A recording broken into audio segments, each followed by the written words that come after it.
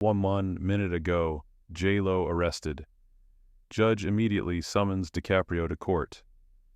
In a year marked by seismic shifts in the entertainment world, the legal showdown involving music mogul Sean Diddy Combs has emerged as the centerpiece of a scandal that is unraveling faster than anyone predicted. But it wasn't until a surprise courtroom revelation connected Jennifer Lopez directly to the case that the public truly grasped the magnitude of what was unfolding. The news hit like a bolt of lightning. Jennifer Lopez, global pop icon actress and one-time partner of Diddy, had not only been called to testify, but was also confirmed to be a central figure in a connected legal matter. Eyewitnesses from the courthouse described her entrance as tense but composed. The tension was unmistakable, and as her voice echoed through the courtroom under oath, jaws dropped. What started as a federal investigation into illicit activities tied to private events at Diddy's properties in Los Angeles and Miami quickly widened.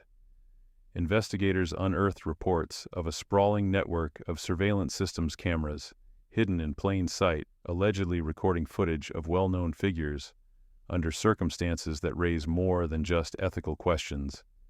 But that wasn't the only twist. As footage from those security archives began surfacing behind closed doors, questions about manipulation, consent, and coercion gained traction. Public opinion split. Some asked whether the accusations were exaggerated remnants of personal vendettas or career rivalries. Others felt a reckoning was long overdue. Then came the courtroom's most dramatic shift. An unexpected witness was summoned, a Hollywood heavyweight, whose name had until then remained far from controversy, Leonardo DiCaprio. The judge's order for him to testify sent shockwaves through both the courtroom and the broader cultural landscape. The media erupted. Speculation was immediate. Why Leonardo? What had he seen? The answer began to unfold as cameras outside the courthouse captured his arrival. Wearing a somber black suit and flanked by security, DiCaprio appeared visibly shaken but determined. His silence for years had been interpreted as detachment, but now it seemed it had been something else entirely: fear. As the session began, he took the witness stand slowly. The courtroom fell silent, and then, with only a slight quiver in his voice, he began to recount the night that changed everything. "I've attended many events in my career," he said, "but this one, it was different. It felt planned. Not like a celebration, more like a mechanism." He described a remote estate, cloaked in luxury but guarded like a fortress. Closed doors, guarded hallways, rooms off limits to guests. DiCaprio's testimony suggested a darker undercurrent, a controlled environment, where some attendees were monitored, others recorded, and certain moments seemed disturbingly staged. The audience listening in was not limited to those inside the courthouse. All over the world, people leaned into their screens as updates streamed live. The media frenzy intensified, and social platforms trended with hashtags demanding transparency, justice, and accountability. But it was what DiCaprio revealed next that silenced even the most skeptical observers. He spoke of the back room. He hadn't meant to see it. He thought he was looking for the restroom. But a cracked door and a brief glimpse inside revealed something chilling. A velvet-lined room, too many cameras, a girl who looked frightened, and Diddy issuing directions. What struck him most, he said, was the lack of joy. It wasn't a party. It was something else. He paused.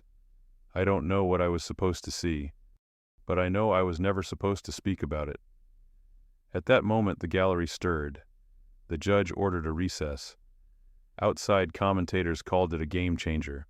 What had started as an inquiry into a single celebrity's conduct had now widened into an exposé of systemic exploitation, one that implicated not just Diddy, but an entire web of connections within the elite echelons of entertainment and power. And Jennifer Lopez, her testimony had opened the door, but it was Leonardo DiCaprio who had stepped through it, eyes wide open. What came next would redefine the entire narrative. As the courtroom reconvened, the energy was different. What had previously felt like a celebrity trial now carried the weight of something far more disturbing, a story of control manipulation and unacknowledged trauma beneath a glossy surface. Leonardo DiCaprio, once the reluctant witness, now stood as the courtroom's emotional anchor. He returned to the stand with a new clarity in his tone.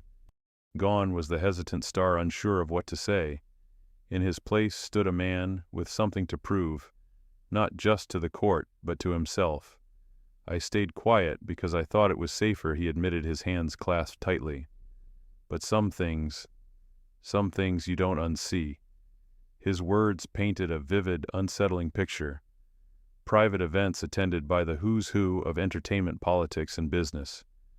Rooms filled with laughter that masked something heavier. Security personnel who didn't merely protect, they controlled. Guests who vanished into restricted areas and returned visibly different. Quiet, confused, withdrawn. I began to hear a word repeated, processing. At first I thought it was a joke, a strange Hollywood term. But then I realized it wasn't a metaphor. He paused again. The silence lingered. DiCaprio described one particular evening in detail. He'd been told his driver was delayed, that it would be best if he waited in a private lounge.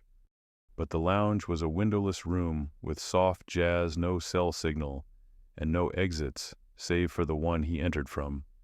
He was alone save for a bartender who never spoke, and a camera in the corner he hadn't noticed until later. It felt like being watched, like they wanted me to know I wasn't free to go. It was a chilling revelation.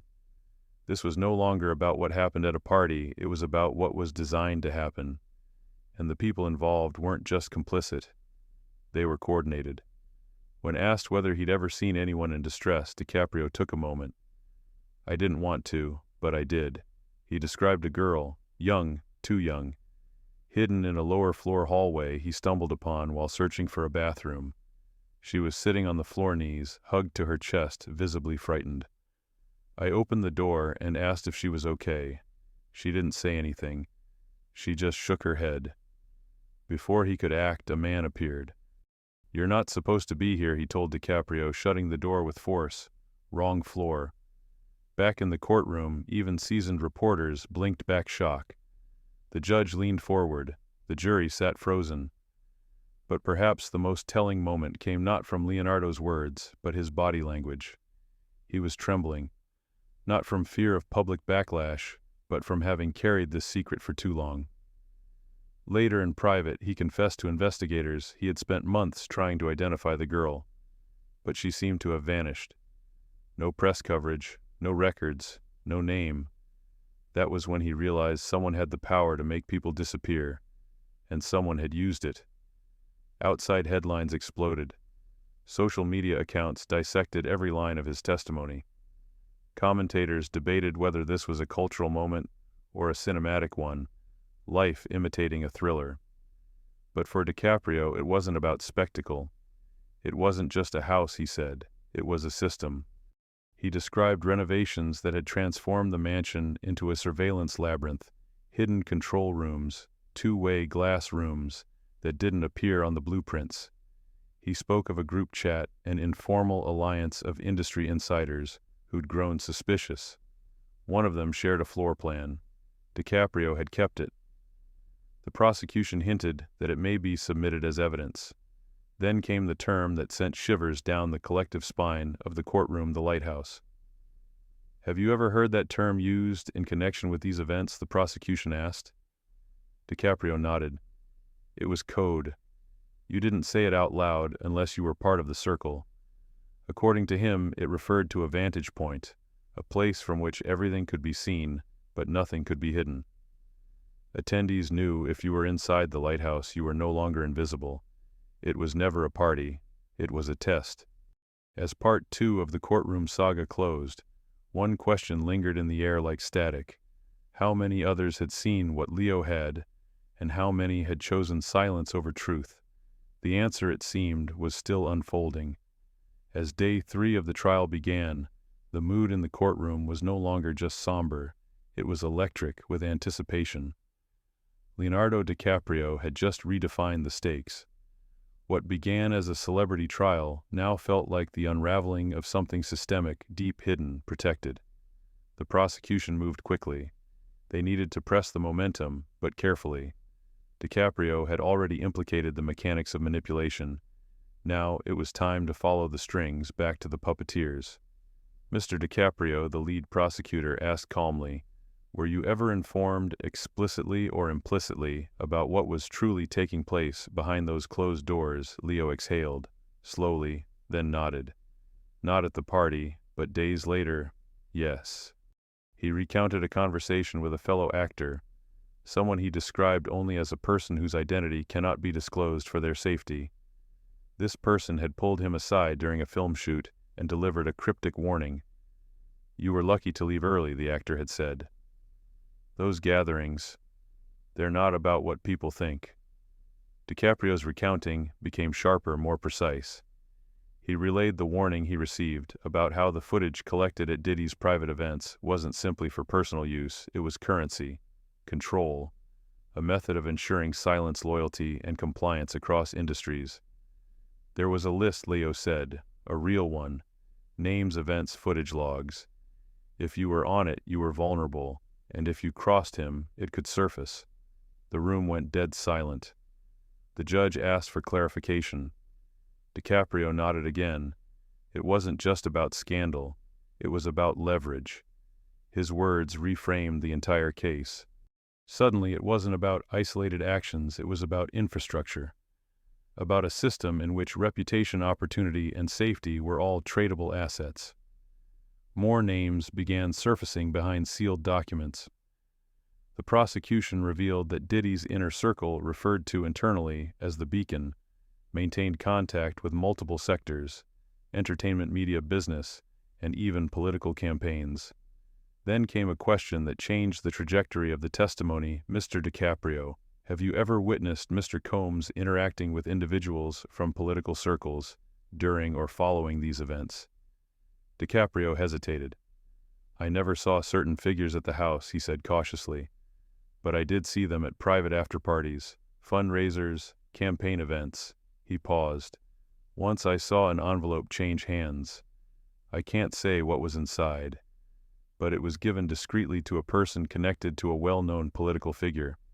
And the look, the way it was handed off, it didn't feel like a donation. It felt like a message." He was asked if he could identify the recipient. DiCaprio refused to name the individual in open court, but provided the name under judicial seal. Outside the courthouse, the ripple effect was immediate. News outlets scrambled. Analysts speculated. But it wasn't just about politics anymore. It was about how influence travels in silence. How alliances are forged not in speeches, but in shadows. The next revelation was equally explosive. DiCaprio had kept correspondence, messages, notes from people who'd attended the lighthouse and later experienced dramatic downturns in their careers. He cited patterns, projects that were greenlit and then suddenly pulled, endorsement deals evaporating, film roles disappearing with no explanation. "People would look at me differently," he said. "It was like they knew I'd seen behind the curtain, and for those who pushed back, they didn't vanish. But they were erased in another way, forgotten, removed from relevance. It wasn't only about punishment, it was about deterrence." Yet amid the darkness, one thread of light emerged, and surprisingly, it led back to Jennifer Lopez. "J-Lo was the first to walk away," DiCaprio said. "She may not have known everything back then, but she knew enough. She cut ties. And for a long time, that protected her." This admission cast her role in a new light. Not merely a bystander, not simply a former flame, but someone who had once stood on the edge of the abyss and turned back.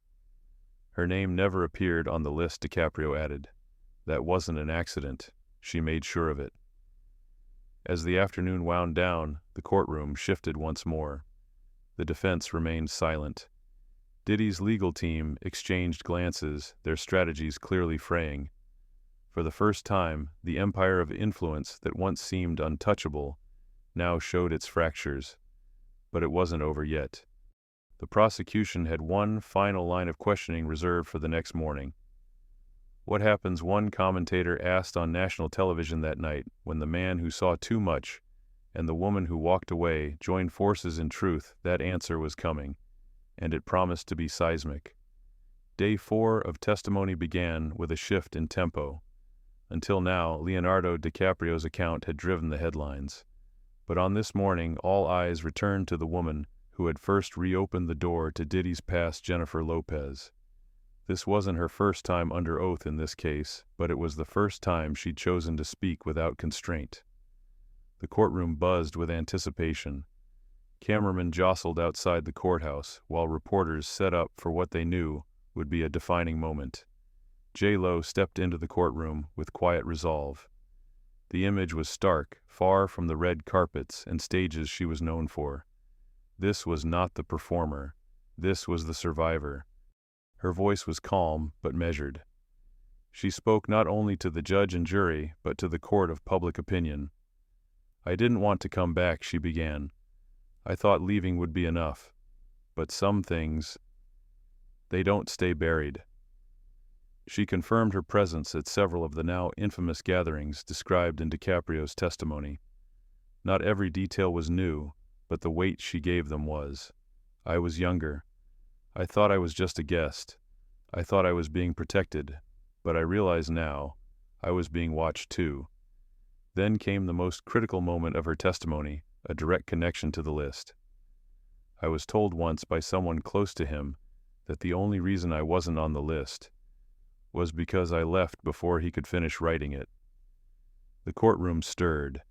Diddy's expression remained unreadable, but his legal team leaned forward. The implication was clear: Lopez had been close. Too close. She described an early confrontation that haunted her for years. "There was a night when he got angry, not loud, just intense. He told me I was walking away from something I'd regret, that no one left his circle untouched." And then with chilling clarity she added, he said, "You'll never make it without me, but I'll make sure you remember why you left." The statement landed like a gavel strike. The courtroom, already tense, went breathless. For the first time, J-Lo articulated what many had only hinted at, that the web surrounding Diddy wasn't about romance or business. It was about control, and it extended far beyond him. "There were others, people I trusted, people I worked with. They turned away one by one after I left. Doors closed, calls stopped. I thought it was just the industry." She paused. "But now I see it was the list. It was always the list." What followed was a series of questions about how the entertainment ecosystem seemed to bend around Diddy producers, who shifted loyalties, film roles that vanished, press rumors that suddenly surfaced with perfect timing. "It wasn't a smear campaign," Lopez said. "It was a silence campaign." The judge granted a recess to process the emotional weight of her words. Outside headlines began spinning again, but this time with a different narrative. J-Lo, once seen as tangential to the case, was now its moral center, a figure who had escaped the gravity of Diddy's world and returned to testify not just against him, but for those who never could. Inside the courtroom, Leonardo DiCaprio sat quietly listening. When court resumed, the prosecutor asked a final question. "Ms. Lopez, why now? Why come forward in full?" J-Lo's reply was immediate. "Because someone has to be first, because others can't, and because silence isn't protection, it's participation." The room froze. It was the line that echoed across every screen headline and social media feed that evening. But the prosecution wasn't done.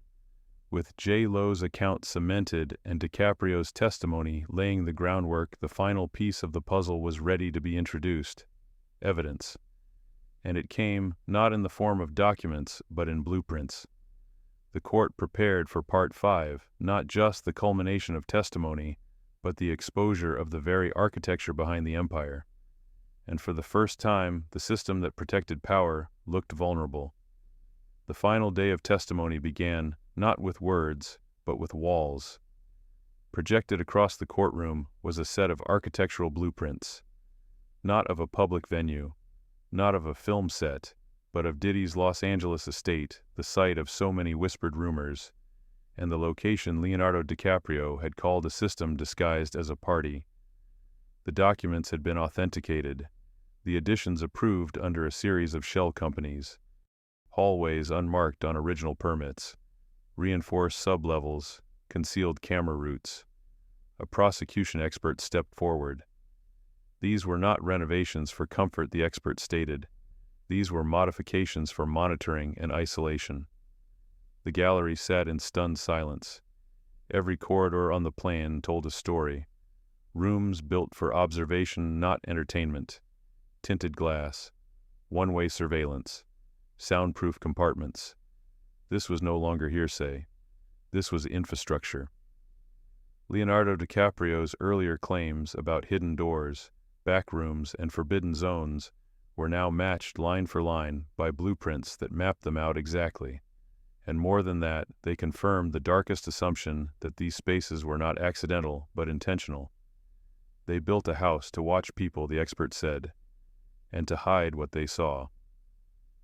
As the evidence was displayed, the prosecution returned to DiCaprio and Lopez, not for new testimony, but for reaction. Leo sat forward. I didn't want to believe it, but it's all there. J-Lo remained composed. Now the house speaks for itself. Then, in a final move, the prosecution introduced a sealed envelope. Inside, copies of messages taken from an anonymous tip correspondence from an unnamed assistant in Diddy's circle. The messages were short, chilling. They're not guests, they're assets. List updated. We keep them loyal. The lighthouse watches all. Each line echoed with a haunting familiarity. The judge allowed the messages into the record. The defense, silent for most of the proceedings, finally objected, but too late. The courtroom had already shifted. The structure of power had cracked. The final witness to be called was not a celebrity but a technician, someone who once worked on the estate's security installations. He confirmed what many feared. The cameras could be remotely accessed. Recordings were stored off-site. Footage could be exported or erased. And then one last bombshell. The technician had backed up a single file. Just one out of fear. He said he had never watched it, only preserved it in case something ever happened to him. Its contents were not made public. But the prosecution confirmed it corroborated DiCaprio's story. Time-coded footage of the hallway, the girl, and the man shutting the door. The courtroom sat frozen. For once, the imagery did not need to be seen to be believed. The picture had already been drawn in the minds of every person watching. It wasn't just about Diddy anymore. It was about how many knew, how many enabled, and how many stayed silent. And yet, in the center of it all, stood two names, Jennifer Lopez, Leonardo DiCaprio. They had not started this trial. They had not even been expected to speak. But it was their voices, firm, measured, unshaken, that had brought the house down. As the judge called for a final recess, Diddy was seen, slouched, eyes hollow. His team shuffled papers. The once unshakable icon now looked like a man watching the edges of his empire collapse brick by brick. Reporters sprinted for the doors. Social media erupted. But in the courtroom, the final note was quiet. As DiCaprio and Lopez exited under escort, a reporter shouted, "Do you think this is over?" Neither answered. But their silence in this moment said everything. This wasn't just the close of a trial, it was the end of an era and the beginning of accountability.